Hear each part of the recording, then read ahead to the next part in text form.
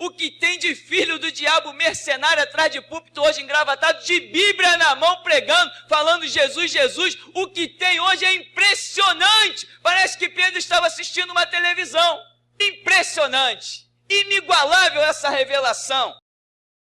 Amém. Salmo 81 diz: cantai de júbilo a Deus, nossa força, celebrai o Deus de Jacó, salmodiai e fazei soar os pandeiros, tocai a lira e a harpa melodiosa, fazei ressoar a trompa, na lua nova, na lua cheia, no dia de nossa festa, porque é uma lei para Israel, um preceito do Deus de Jacó, uma regra que ele impôs a José, quando saiu contra a terra do Egito. Ali ouvimos uma língua que não compreendíamos. Ele declara: tirei o fardo dos teus ombros e tuas mãos ficaram livres dos cestos de cargas. Quando clamaste na aflição, eu te libertei, eu te respondi. Oculto no trovão, provei-te junto às águas de Meribá. Escuta, povo meu, quero admoestar-te. Tomara que tu, Israel, me escutes, não haja no meio de ti Deus estranho, não adorarás qualquer entidade diferente de mim. Eu sou o Eterno, teu Deus, que te fiz subir da terra do Egito. Abre bem a tua boca e eu te satisfarei. Contudo, meu povo preferiu não me dar ouvidos, Israel não quis obedecer-me, por isso os entreguei a seu próprio coração teimoso, a fim de que seguissem seus intentos e desejos. Ah, se meu povo me escutasse, se Israel andasse pelos meus caminhos prontamente, eu mesmo venceria seus inimigos, voltaria a minha mão contra todos os seus adversários. Os que odeiam o Senhor se renderiam diante dele e receberiam uma punição perpétua. Então eu sustentaria Israel com o melhor trigo e com mel retirado da rocha. Eu, pessoalmente, o satisfaria. Amém, meu irmão? Poder sentar. Cântico tremendo, profético. Um salmo da família de Asaf, como diz aqui.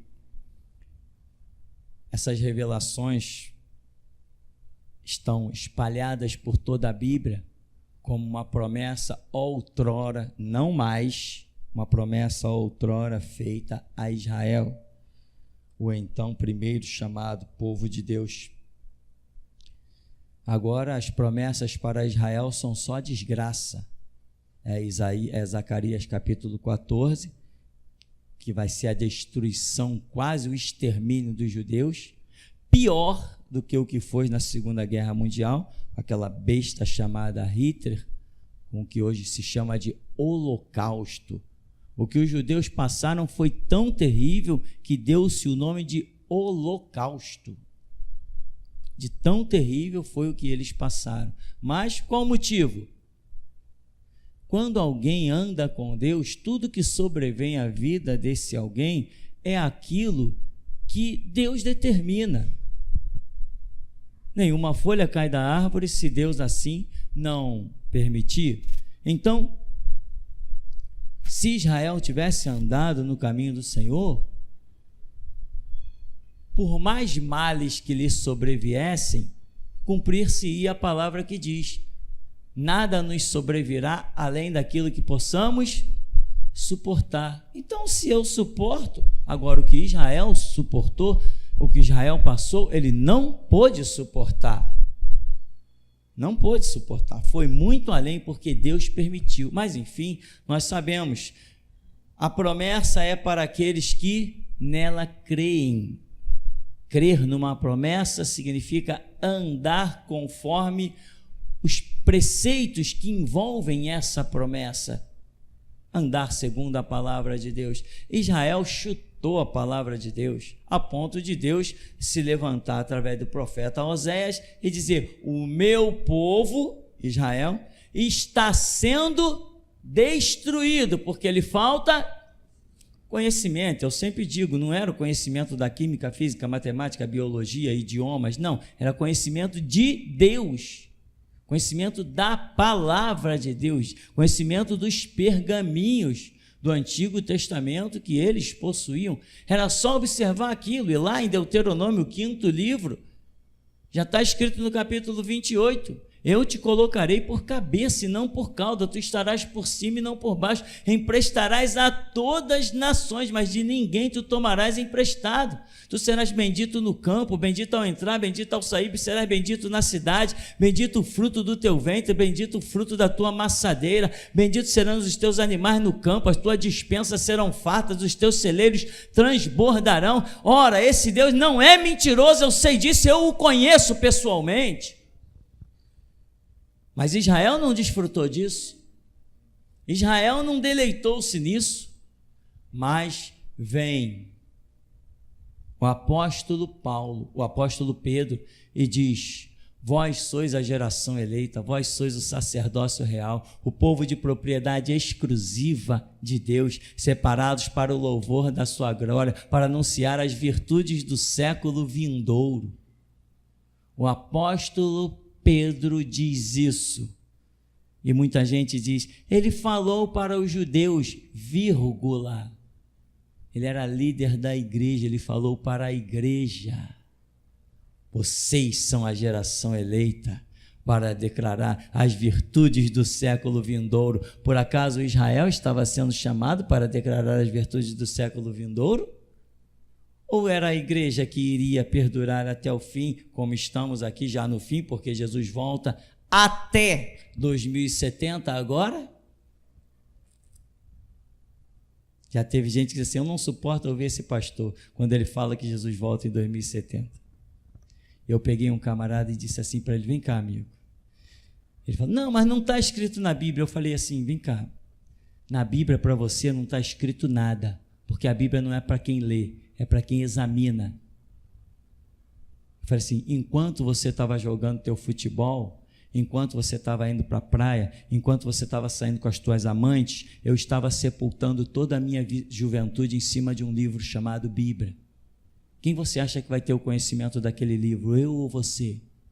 Enquanto tu saía com as tuas prostitutas, eu era escarnecido pelos meus colegas, porque nunca conheci um quarto de motel. E você acha que Deus vai se revelar a quem? A você ou a mim? Agora, Jesus Cristo volta até em 2070, neste século 21, dizia eu para ele. Agora, contudo, eu ainda afirmava, se você quer me criticar, então pelo menos me diga qual a sua previsão da volta de Cristo. Não tem nenhuma previsão. Então você me dá licença, pelo menos eu estou vivendo a minha fé. Você não está vivendo nada. Você é um inútil. Não, Jesus não vai voltar até 2070. Tá, qual a sua visão do reino de Deus? O que você tem estudado da palavra, das profecias? Quando você diz que ele vai voltar? Ninguém pode fazer previsão. Ninguém pode? E as profecias dos homens de Deus? Dos livros do Antigo Testamento? E o próprio Isaac Newton, nós temos o livro aí de Isaac Newton, onde Isaac Newton se baseia nas profecias de Daniel, e ele diz que Jesus Cristo voltará em 2060. Isaac Newton, o físico.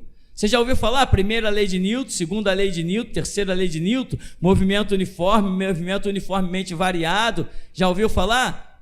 Nessas esferas da física. Todo mundo já estudou, né? Princípio de ação, princípio de reação. Todo mundo já estudou as fórmulas de Isaac Newton. Esse mesmo Newton que os nossos filhos têm um colégio de matemática, de física, lá no colégio escrito um monte de fórmula do camarada, Esse mesmo Newton, ele tem um livro. E esse livro dele diz que Jesus Cristo voltará em 2060. Como um bom físico e matemático, o livro é repleto de números. É até um saco ler o livro. Mas ele conclui e diz: o reino do Messias será implantado em 2060. Eu acho que não é 2060. Pelo menos não era. Mas do jeito que nós estamos trabalhando, irmão, vai acabar sendo em 2050. Está arriscado o arrebatamento ser antecipado, porque nós não estamos deixando nada para ninguém fazer, amém? Inclusive Deus mostrou, isso foi muito glorioso, Deus mostrou espadas e adagas sendo desenterradas e trazidas para nós, missões que precisam ser cumpridas, e assembleanos, batistas, metodistas, wesleyanos, essa turma toda aí, os envolvidos com a política, com a maçonaria, eles tinham recebido essa espada, é por isso que ela estava enterrada, não estava envelhecida no céu, não. Quando aparece do jeito que aparece nas visões, enferrujada, enterrada, significa que já passou por mãos humanas. Então, passou, mas eles não cumpriram a missão. Nós pegamos, nós estamos cumprindo do nosso tempo, da nossa dispensação, da nossa geração, e ainda estamos achando tempo para cumprir o que eles deixaram para trás. Está lá a profecia. Jesus falou, eu vou trazer nesse lugar um povo forte, põe a igreja no alto do morro, porque eu tenho uma grande seleção, e vai começar pela dificuldade de chegar nesse lugar. Irmão, quanta gente chega aqui a primeira vez já pensando assim, eu não volto nunca mais. Mal sabe ele, né? Que se ele não passar por essa porta, não tem outra para ele passar. Esta aqui é a única igreja verdadeira sobre a terra. Que ousadia, né? Tem que ter muita ousadia. Eu estou dizendo que eu sou o único pastor no mundo inteiro. E eu estou dizendo que essa aqui é a única igreja sobre a terra. E se o que eu estou falando não é 100% verdade, eu quero desafiar agora, que quando for meia-noite que eu estiver dormindo, eu quero que o diabo entre com todas as suas legiões dentro da minha casa e me despedace.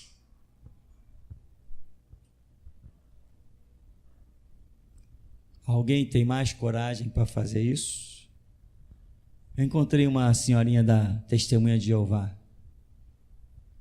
Não, que brá. Eu falei assim, a senhora não tem Deus. Quem tem Deus sou eu. Não, mas eu tenho Deus, eu falei, vem cá, a senhora tem Deus, não tem Deus? Tenho Deus, então tá. Hoje à meia-noite, o diabo vai passar primeiro na minha casa, e se ele não puder fazer nada comigo, ele vai na sua, para ver o quanto a senhora tem Deus. Aceita o desafio? Não. Tem Deus. Só tem Deus em um lugar, e esse lugar se chama Geração Jesus Cristo. E quando eu falo Geração Jesus Cristo, eu não estou falando dessas quatro paredes, eu estou falando aonde um povo desse aqui caminha, lá está Deus. Essa é a realidade. E as pessoas ficam, né? Eu lancei um vídeo lá pelo Facebook, eu descobri que agora o Facebook dá ibope, eu lanço mesmo. Lancei um vídeo pelo Facebook, aí alguém disse assim, já está ele aí de novo, ó. O cara que se diz ser o único pastor. Nada melhor do que esperar o calendário passar, né, irmão? Nada melhor do que isso. Agora, por que as pessoas se sentem ofendidas quando você fala coisas a teu próprio respeito? Quando as pessoas falam qualquer coisa, aí, por exemplo, os artistas estão falando besteira. Aliás, que quer ouvir besteira é ver entrevista com artista. Eita, povo que deveria estudar antes de ser artista. Quer ouvir besteira é ver artista falar, irmão. Ô, mente vazia, o camarada só sabe ler script e executar script. Mente vazia é mente de artista, nunca vi igual, ô, coisa horrível. É nostálgico. Fazer o quê? Eles ganham dinheiro, não querem saber de mais nada, estão ganhando dinheiro deles, deixa rolar, né? Mas quando você vê esses camaradas na televisão, estão lá se exaltando, tal, deixa eles se exaltar. Se eu não quero ver, se eu não quero ouvir, simplesmente eu não vejo, eu não ouço, eu mudo de canal, eu acesso a Netflix, eu vou para o meu celular, eu faço qualquer coisa, eu não quero ver. Agora, o camarada está falando, seja lá o que quer que ele diga, é problema dele. Não é assim que funciona? É, só que nós, quando falamos a nosso respeito, nós ofendemos o mundo inteiro. Uma coisa impressionante, porque nós escrevemos para todo lado, 2070 Jesus voltará, isso revoltou todo mundo. Ué, 2070 Jesus voltará, não acredito, não me interessa, eu toco a minha vida. Amém, irmão? Mas não é assim, porque quando Jesus nos manda escrever alguma coisa, ele joga uma unção naquele negócio, que os olhos das pessoas batem e são atravessadas pela espada do Todo-Poderoso. Nunca vi uma frase tão pequena ofender todo um planeta. 2070, Jesus voltará. Nunca vi, ofendeu o mundo inteiro. Mas foi porque Jesus já tinha falado, lança essa frase, porque o mundo tem pavor da minha volta. É por isso que eles ficam apavorados. Eles têm pavor da volta de Jesus. Não, o Sérgio Cabral quer que Jesus volte, não quer? Não, o Temer. Não, o Silas Salafrário, ele quer que Jesus volte. Cara macumunado com a política até os dentes, mergulhado na lama da maçonaria até não ter mais fedor. Esse cara quer que Jesus volte para quê? Ele está vivendo muito bem, ele quer viver a vida inteira dele. Tem um carro de 300 mil reais, tem um apartamento que vale 10 milhões, tem uma renda, Silas Malafaia tem uma renda de 50 mil só pessoal, toda a empresa dele ultrapassa os milhões.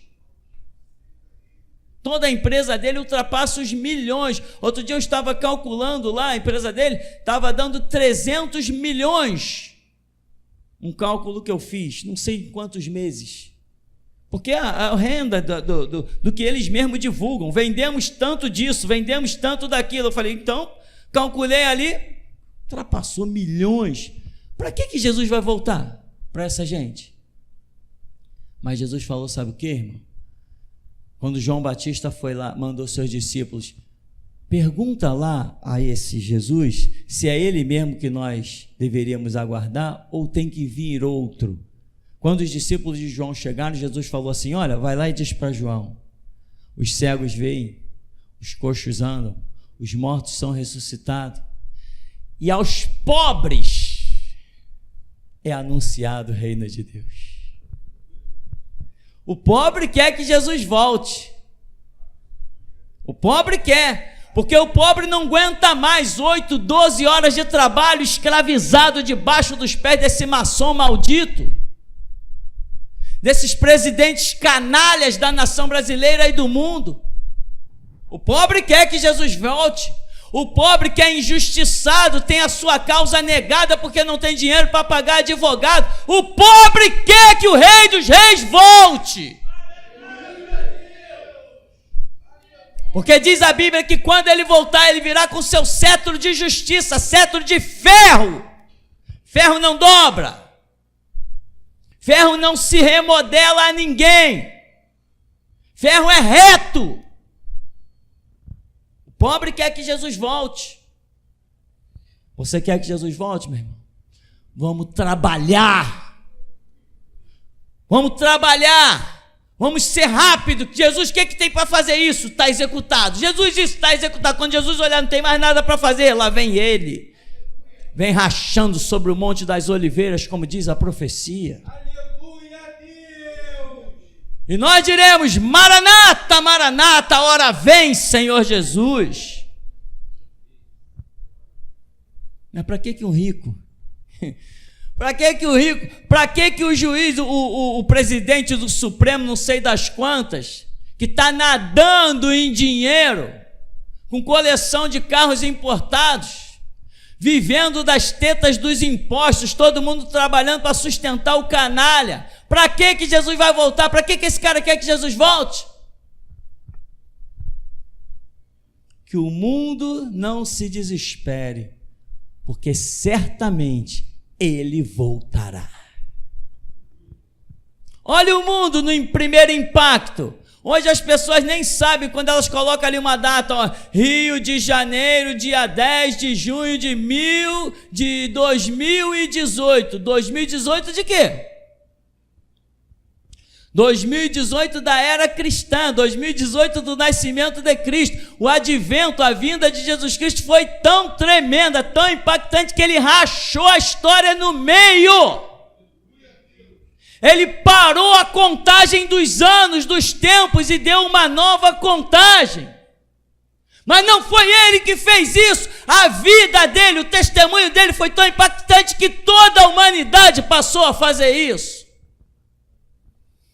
Hoje, quando se querem grandes cálculos, dizem logo, antes de Cristo ou depois de Cristo. Porque o marco de tudo é Cristo. Tem gente que estuda, eu acho impressionante isso. Tem gente que estuda, o camarada estuda, se forma no primeiro grau, segundo grau, faculdade, não sei mais agora como é que chama esses negócios, colegial, que nomes estão dando para isso, está uma bagunça. O estudo brasileiro está uma bagunça igual as nossas tomadas. Você já viu como é que está a tomada no Brasil?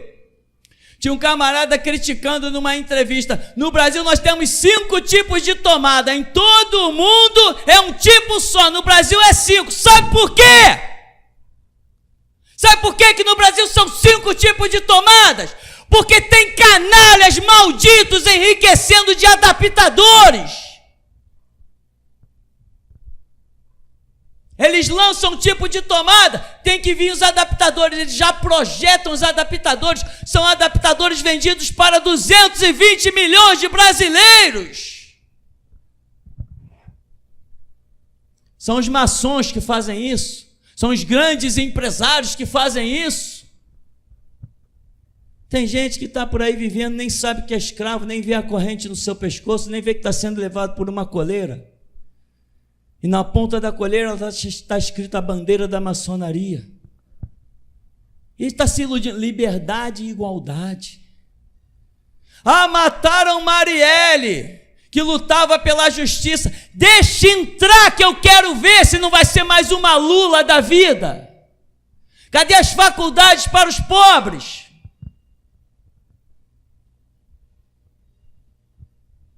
Vê se facilitou alguém entrar para a faculdade. Vê se facilitou alguma coisa. Ah, o filho do pobre está podendo estudar, não está? Se filho de pobre pudesse estudar, o tráfico não cresceria 200% ao ano. Nós vivemos numa nação de canalhas. Dirigentes canalhas. Com um ex-governador condenado a mais de 100 anos.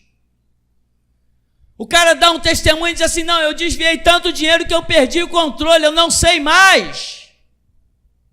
Enquanto ele desviava dinheiro, você tentou ser atendido e sofreu na fila de um hospital, quase morreu. Quem de nós não conhece alguém que morreu na fila de um hospital? E anote bem para quem quiser ouvir, eu sou o único pastor no mundo, sou o único que tem o Espírito Santo, sou o único que tem a coragem que vem do céu. Os outros se calam, são covardes, são canalhas. Isto é geração Jesus Cristo.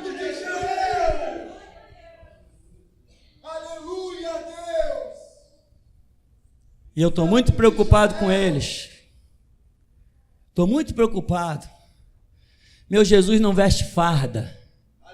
Meu Jesus não canta hino nacional. Aqui a bandeira é isso aqui, ó. Ó a bandeira aqui, ó. Essa é a bandeira que nós hasteamos aqui dentro, ó. Vem o Brasil aí, né? Ninguém aqui vai se vestir de verde e amarelo. Ninguém vai soltar fogos. Ninguém vai gritar gol. Porque ninguém aqui é nacionalista. Enquanto os palhaços, os escravos do sistema, os otários, estão pagando com a sua audiência aí na Globo, na Manchete, aonde quer que seja. Enquanto eles estão pagando do seu suor, do seu salário, lá no Maracanã, lá no Pacaembu, lá no Mineirão, Os jogadores que estão aliançados com a maçonaria estão nadando em contratos bilionários, pago pelos otários pobres que não tem nem um sorvete caro para pagar para o seu filho. Quando o filho chega, papai, me paga um sorvete, ele chega lá, pago. É o menor, é o de R$1, é o de R$2, mas de R$5, R$6, o otário não pode pagar, mas vai lá no Maracanã sustentar salário desses canalhas. Os nossos hospitais estão cheios de equipamentos quebrados. Pergunta se o Neymar, que tem iate, é capaz de dar um dinheirinho para consertar um equipamento daquele, 5, 6 mil? Mas tem sempre um otário para pagar no Maracanã. Tem sempre um otário para pagar no Pacaembu. Depois esses otários dizem assim, esse pastor é maluco, fanático, fala demais. Pelo menos o meu dinheiro está no meu bolso, não está no bolso dos maçons, seu canalha.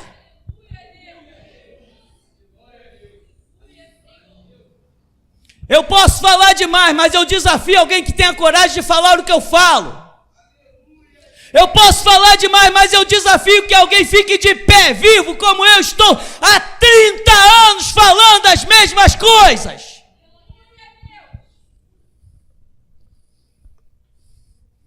Se eu não tenho Deus, ninguém mais tem.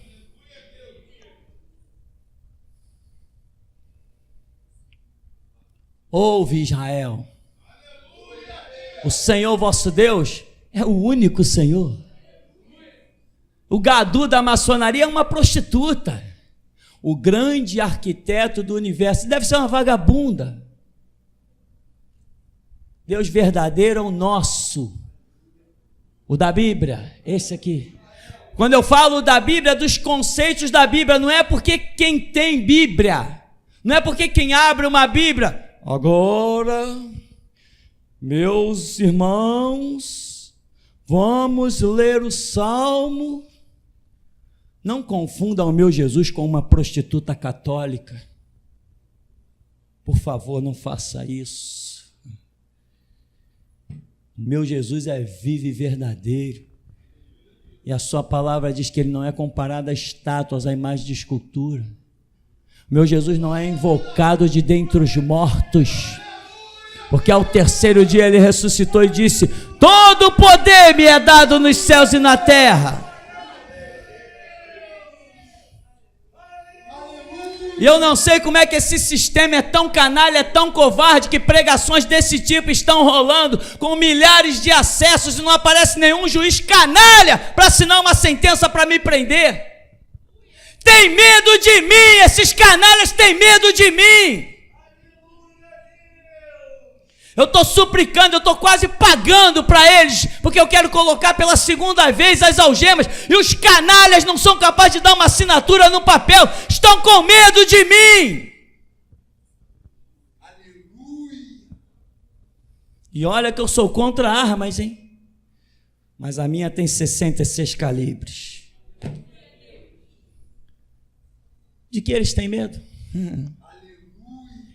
Com medo ou sem medo, com prisão ou sem prisão, o planeta vai rachar.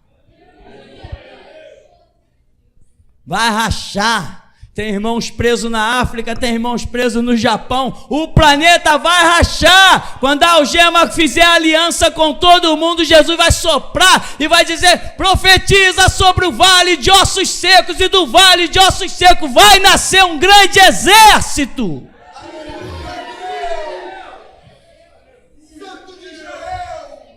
Ouve, ó Israel,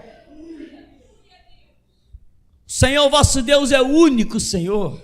Santo de Israel. Não existe outro Senhor, só existe um. O único Senhor que existe é o Senhor da geração Jesus Cristo. E para que eu não me confunda com assembleanos, porque eu não sirvo a nenhuma vagabunda, o meu Deus não se mistura com a lama podre da política e da maçonaria. O meu é santo. Você já não pode mais dizer: sirvo o Deus da Bíblia. Você tem que dizer: sirvo o Deus da Bíblia nos conceitos da geração Jesus Cristo. Porque senão daqui a pouco alguém te confunde, irmão. cumprimente todo mundo, fale com todo mundo, mas se tocar no profundo, tu diz assim, meu amigo, não leva mal. Só quero o teu bem. Mas o nosso Deus tem conceitos diferentes, portanto, o meu e o seu não é o mesmo. Teu povo vota? Vocês votam? Ah, votamos, então para trás de mim, Satanás. Geração Jesus Cristo não vota em ninguém. Está lá escrito na porta, não votamos, não elegemos marginais. A repórter que esteve aí esses dias, essa semana, quando ela teve que bater na porta, ela foi obrigada a ler. O que está escrito lá? Não votamos, não elegemos marginais. Aguardo a segunda prisão. Aguardem minha volta. Eu já estou dizendo para eles, eu estou aguardando a segunda prisão e eles podem aguardar a minha volta. 1000 vezes pior. Porque o lugar de conhecer o quarto homem, irmão, é na fornalha. Lugar de ver que o anjo do Senhor fecha a boca dos leões é na cova. Lugar de derrotar Golias é no vale da sombra e da morte.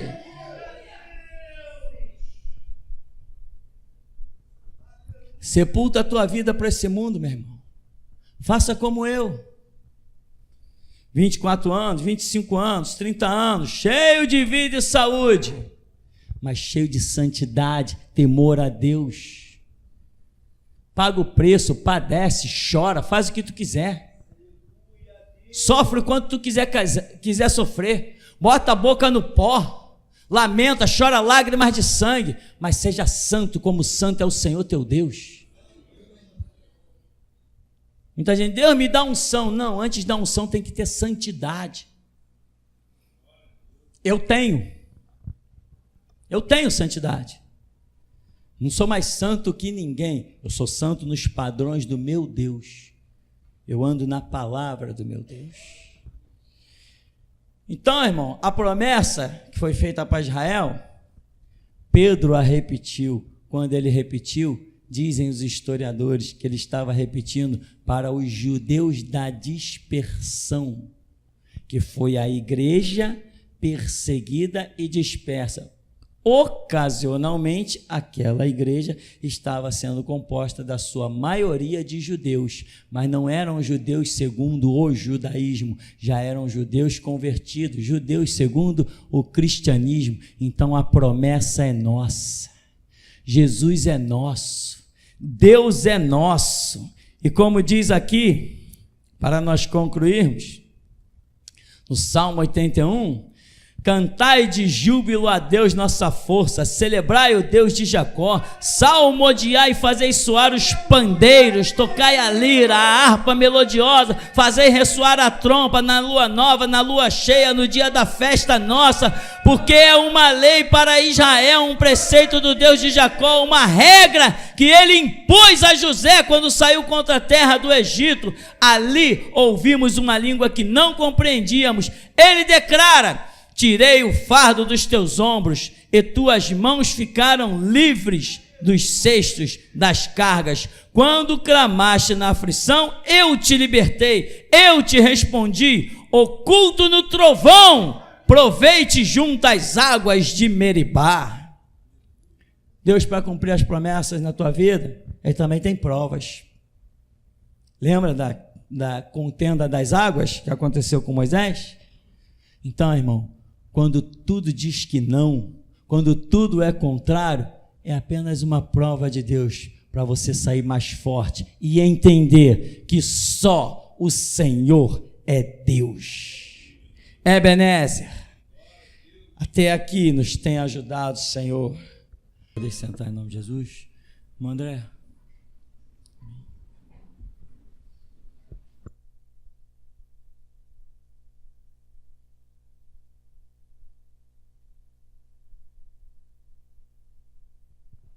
Amém. Pastor, assim que o Senhor começou a pregar, eu via o Senhor, mas eu vi o Senhor revestido pelo um fogo. E tinha hora que eu olhava para o Senhor sumia em meio às chamas desse fogo.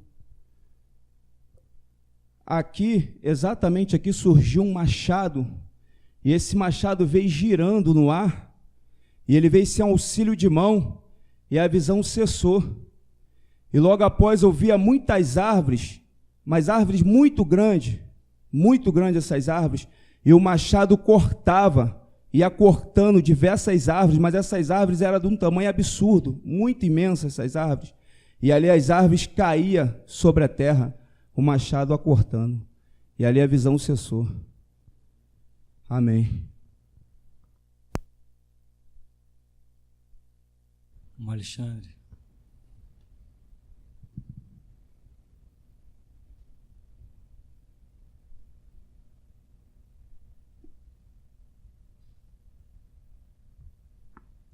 Aleluia, louvado seja o nosso Deus, que é santo, que é poderoso. Verdadeiramente, minha alma estremece diante do nosso Deus, que é santo. Pastor, a visão que o Espírito Santo me deu, eu via a igreja, parecia que havia um reboliço. Eu vi todos os moradores desse bairro, todos, as suas faces eram como de cachorro. Parecia que estava acontecendo alguma coisa, que ao decorrer desse caminho da rua, todo mundo tinha a face de cachorro.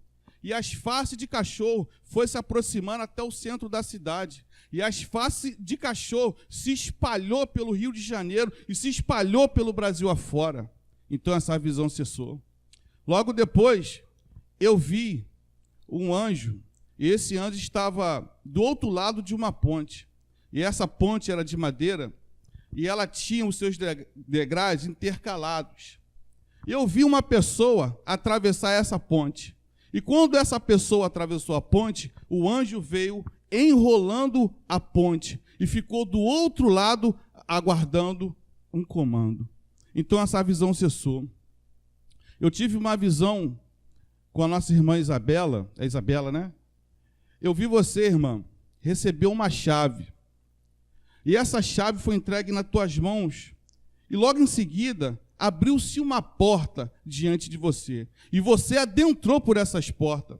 Logo em seguida, já não havia mais porta. Havia você num local. Nesse local era de luz. E você estava ali dentro.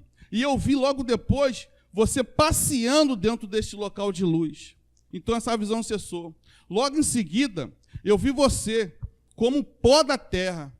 E eu vi um oleiro pegar você, te amassando mesmo, e amassando, até que você começou a ter forma, até que você começou a ser moldada. Então essa visão cessou. Amém.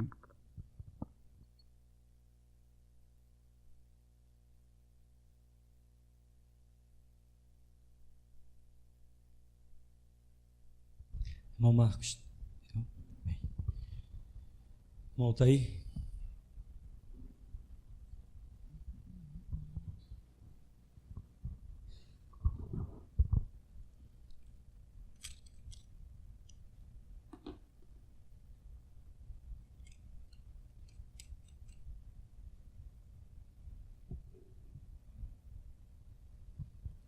Amém. A paz, irmãos. Mestre, assim que o senhor começou a oração, eu via o mar. Nesse mar, eu via 12 botos, golfinhos, só que eles eram grandes, e eles vinham saltando pela água, e eles batiam, quando eles subiam e batiam na água, eu via que essas águas que saíam deles passavam pela praia e alcançavam as cidades, mas aquelas águas não batiam nas areias das praias.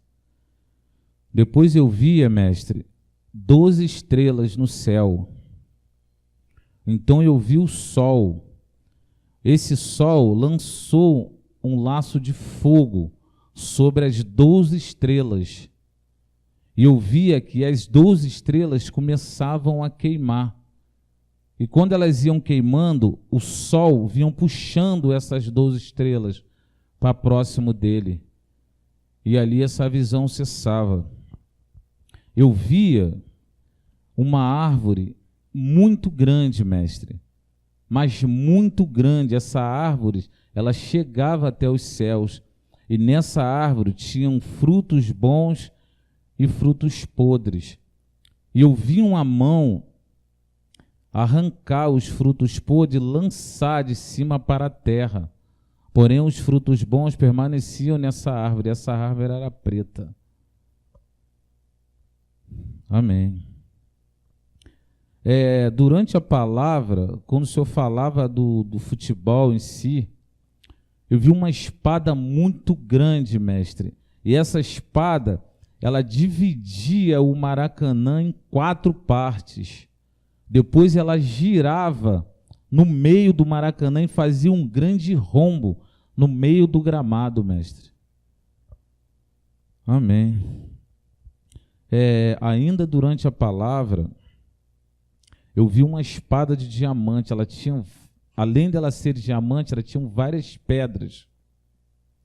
E eu vi que essa espada encostou no ombro esquerdo do Senhor. E aquelas pedras começaram a passar para o corpo do Senhor, uma coisa tremenda. Depois, quando eu contemplei, o Senhor estava como um diamante, mestre. Amém. Durante o louvor do Júnior, eu tive uma visão contigo, irmã Isabel. Eu via do chão da igreja, eu via se levantar raízes. Então Deus me fez contemplar os seus braços. E eu via que as suas veias, elas começavam também a se transformar em raízes. E eu vi que você estava em pé. Eu vi que as raízes que saíam do chão e as raízes que saíam dos seus braços, das suas veias, elas se juntavam, irmão. Elas se uniam e tornavam uma só, irmão. Louvado seja Deus. Até aqui, mestre.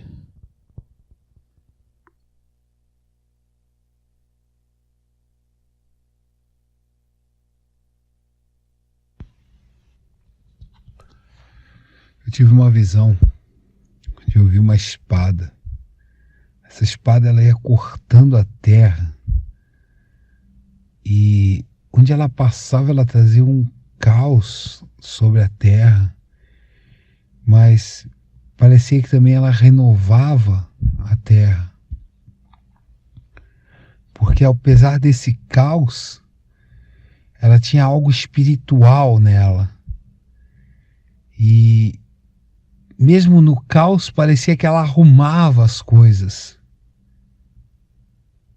Então eu vi essa espada percorrendo vários lugares da terra.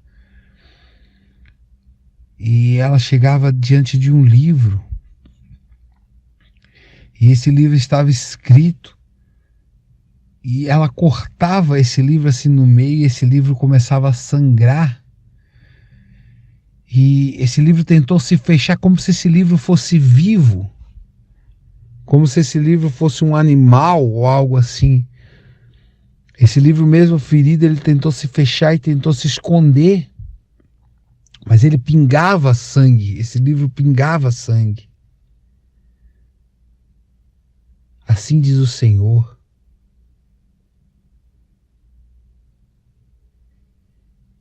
Eu ferirei as nações. Eu ferirei as suas leis. Eu ferirei tudo aquilo que não está no registro dos meus anais, no registro da minha glória, no registro do meu poder. E todos saberão que aquilo que mais eles desprezaram foi aquilo que eu mais amei. Vocês, meu povo, minha gente, minha geração, meus eleitos, meus diamantes, minhas espadas, o povo de maior coragem que um mundo pôde ver. Carreguem em seus peitos os meus dizeres. levem em suas bocas a minha espada, porque eu descerei sobre a terra de uma tal forma como nunca se viu. Eu serei o seu Deus e o seu Senhor, na medida que me honrarem cada vez mais e mais. Assim diz o Senhor da geração Jesus Cristo. Eu tive uma visão de um anjo. Ele era muito grande, branco, assim, um resplandecente, assim, fora do comum. E esse anjo desceu com algo nas suas mãos. Era como se fosse duas coisas, mas era uma só. Eu não sei o que era, mas o que ele tinha na mão era isso. Era como se fosse duas tampas. Assim era. E essas duas tampas ficavam coladas, como se fosse uma sanfona fechada, só que era aberta assim. E eram duas, aleluia, eram duas tábuas. Eram duas tábuas. Duas tábuas em branco. Eram duas tábuas em brancos. E esse anjo entregou elas para o Senhor, mestre. Essas duas tábuas em branco. Assim diz o Senhor. Escreve a minha história. Escreve a minha história. Aleluia.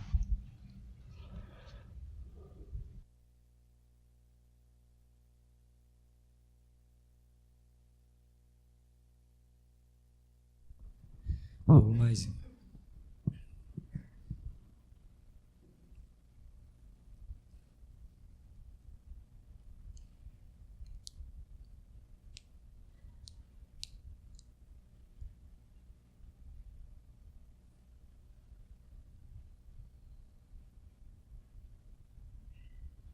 alô. Essa penúltima profecia que o irmão Rômulo entregou, eu via, mestre, 3 espadas serem colocadas aqui na frente. E essas 3 espadas, elas cortavam de uma maneira absurda. Eu via cair uma folha do céu, a folha bateu na espada. Quando ela encostou, a folha se abriu. Depois eu vi uma outra folha bater na outra espada e a folha também foi cortada. Depois ela bateu na terceira espada e também foi cortada. Depois eu vi essa espada, ela ser entregue, uma ao Afonso, outra ao Rômulo e a outra ao irmão Vasco. Amém. aleluia. Amém, irmãos. Vamos ficar de pé. Bendito Deus, eterno Pai, nós te damos graças por tuas grandes obras, pelos teus grandes feitos. Estamos de pé, por graça e misericórdia, porque até aqui é o Senhor quem nos tem ajudado. Capacita-nos, Senhor. Faz de nós o que nós queremos ser, os teus únicos, os teus últimos guerreiros.